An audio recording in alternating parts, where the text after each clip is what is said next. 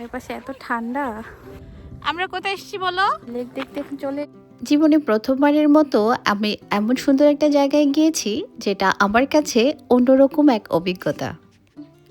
আজকে আমার সাথে সাথে আপনাদেরকেও নিয়ে যাব এমন সুন্দর একটা জায়গায় যেটা দেখে সবারই মন এবং প্রাণ দুটোই জুড়িয়ে যাবে।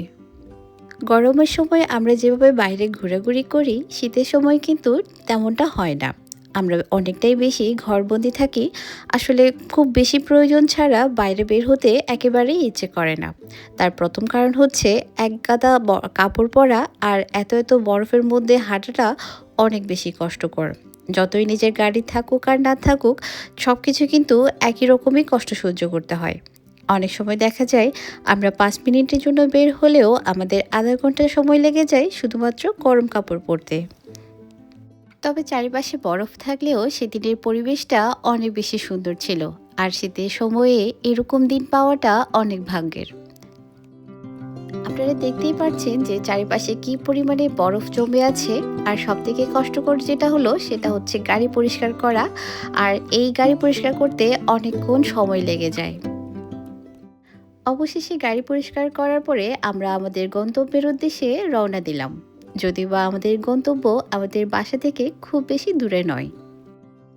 যেতে যেতে আমরা চারিপাশের সৌন্দর্যগুলোকে উপভোগ করছিলাম।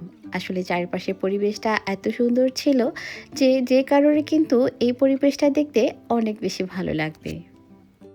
লেক দেখতে চলে এসেছি। চারপাশে এত ঠান্ডা। আমরা কিন্তু আমাদের গন্তব্যে চলে এসেছি। আর এটা হলো একটা লেক যেটা এখন বরফে একেবারে ঢাকা হয়ে আছে। আর এই ধরনের ফ্রোজেন লেক আমি কিন্তু প্রথমবারের মতো দেখতে গিয়েছিলাম। আর সে কারণে আমি কিন্তু অনেক বেশি এক্সাইটেড ছিলাম। কারণ আমি কিন্তু সুইডেনে অনেক বছর ধরে থাকলেও আমার কখনো কিন্তু এই ধরনের লেকগুলোকে দেখতে আসা হয়নি। দেখছো পানি দেখা যাচ্ছে না, কোথাও পানি নেই। পড়ে যাবো আবার।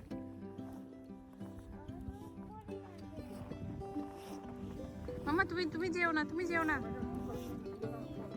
হায় হায় কি অবস্থা। অনেক শক্ত হয়নি মনে হয়, দেখো মাঝখানে মাঝখানে একটু ভিজে ভিজে লাগতেছে। তবে অন্যান্য বছরের মতো এই বছর কিন্তু খুব বেশি বরফ পড়েনি। আর সে কারণে আমরা এই ধরনের পরিবেশও অন্যান্য বছরের তুলনায় কমই পেয়েছি। এই যেটা দেখছেন এটা কিন্তু একটা লেক, যদিও বা একেবারেই বরফে ঢাকা। এটা ফ্রোজেন একটা লেক। দেখে মনে হবে না যে এটা এখানের ভিতরে যে পানি থাকতে পারে, কেউ বিশ্বাস করবে না। কত সুন্দর একটা জায়গা, তাই না? এই লেকটা কিন্তু অনেক বড়। সামার আসলে কিন্তু এখানে সবাই ভিড় জমায় মাছ ধরার জন্য। যদিও বা আমরা যেই প্রান্তে গিয়েছিলাম সেদিকে পানিটা একটু নিচু হওয়ার কারণে আমরা ঠিক লেকের মধ্যে নামতে পারিনি। আর যেদিকে পানিটা খুব কাছে সেদিকে যেতে আমাদের একটু হাঁটতে হবে বলে আমরা সেই প্রান্তে কিন্তু সেদিন যাইনি।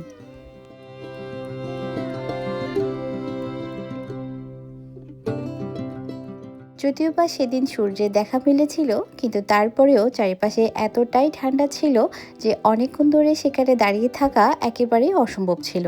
কিন্তু তারপরেও আমরা যেহেতু প্রথমবারের মতো এত সুন্দর একটা জায়গায় গিয়েছিলাম, আর তাই আমরা বেশ কিছুক্ষণ কিন্তু বরফ নিয়ে খেলা করেছিলাম।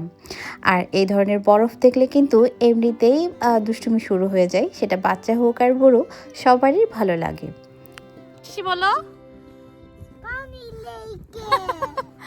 এখানে পানি কই? পানি দেখা যাচ্ছে না তো।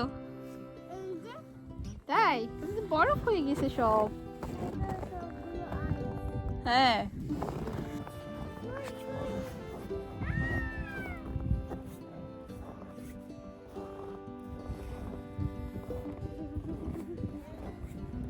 সমুদ্র পাড়ে গেলে যেমন নিজেকে আটকে রাখা খুব কঠিন হয়, এখানে বরফ দেখলেও কিন্তু আমাদের অবস্থাটা একই রকমই হয়। যদিও বা এখানে প্রতি বছরে এইভাবেই বরফ পড়ে, কিন্তু তারপরেও যখনই দেখি তখন মনে হয় যেন নতুন করে বরফ দেখছি। যদিও বা বরফ নিয়ে অনেকক্ষণই দুষ্টুমি করেছিলাম, কিন্তু বাসায় এসে আমাদের সবারই সর্দি আর জ্বর হয়ে গিয়েছিল খুব তাড়াতাড়ি। কারণ এই ঠান্ডার মধ্যে আসলে বেশিক্ষণ থাকা একেবারেই অসম্ভব।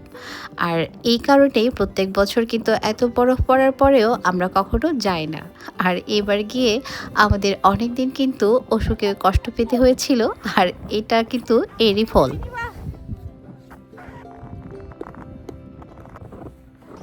আমাদের বাসা থেকে এই জায়গাটা খুব বেশি দূরে নয়, আর সেই কারণে কিন্তু আমরা সামার কিংবা উইন্টারে যে কোনো সময় এখানে চলে আসতে পারি খুব তাড়াতাড়ি।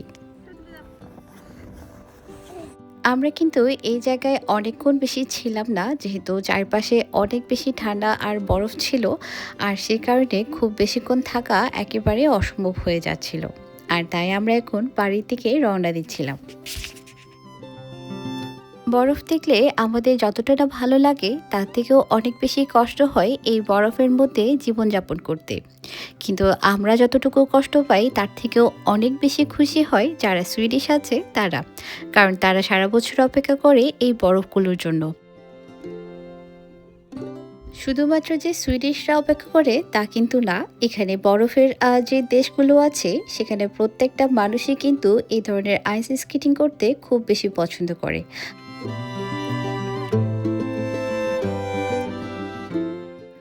বিশেষ করে বাচ্চারা কিন্তু অনেক বেশি খুশি হয় এই বরফগুলো দেখলে, কারণ তাদের কিন্তু বিভিন্ন ধরনের খেলার উপকরণ এই বরফকে নিয়েই শুধুমাত্র। যেখানে বরফের মধ্যে স্বাভাবিকভাবে হাঁটতেই আমাদের অনেক কষ্ট হয়, সেখানে এরা কিন্তু বরফের মধ্যে দৌড়ঝাঁপ লাফালাফি সবই করে। আসলে যেই দেশে যে নিয়ম, সেটা আমাদের জন্য যেহেতু নয়, তাই আমাদের অত বেশি ভালো লাগে না, কিংবা আমরা খুব বেশি এটাতে অভ্যস্ত নই। এই বরফগুলো দেখতে যেমন সুন্দর তেমন কিন্তু ভয়ঙ্কর রূপও আছে, কারণ অনেকেই কিন্তু প্রতি বছর এখানে হাত পা ভাঙে, আর বড় ধরনের বিপদও কিন্তু ঘটে যেতে পারে শুধুমাত্র এই বরফের কারণে। তো যত দুষ্টুমি করি আর যত আমরা মজা করি না কেন, আমাদের সবার উচিত একটু সাবধানে থাকা, কারণ একটু সাবধানতা কিন্তু অনেক বড় ধরনের বিপদ থেকে আমাদের রক্ষা করতে পারে। অনেক সুন্দর একটা সময় পার করেছি অনেক দিন পরে, আর এবার কিন্তু আমাদের বাড়ি ফেরার পালা। তো আমার আজকের এই ভিডিওটি আশা করি আপনাদের ভালো লাগবে। আর যদি ভালো লাগে অবশ্যই লাইক, কমেন্ট এবং শেয়ার করে আমার পেজটির সাথে থাকবেন এবং আমার ইউটিউব চ্যানেলটিকে সাবস্ক্রাইব করবেন। সবাই ভালো থাকুন, সুন্দর থাকুন আর সুস্থ থাকুন, আর অবশ্যই অনেক অনেক সাবধানে থাকুন।